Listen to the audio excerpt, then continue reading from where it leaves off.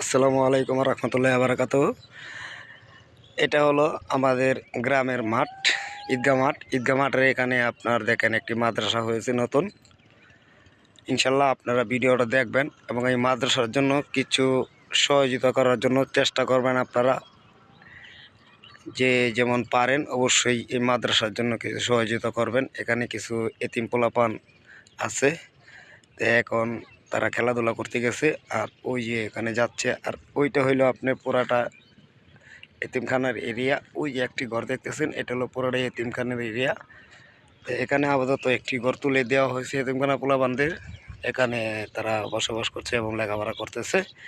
ইনশাল্লাহ সবাই ভিডিওটা দেখবেন এবং এই মাদ্রাসার জন্য, এতিমখানা মাদ্রাসার জন্য কিছু সহযোগিতা করার জন্য আপনাদের কাছে আহ্বান জানাচ্ছি।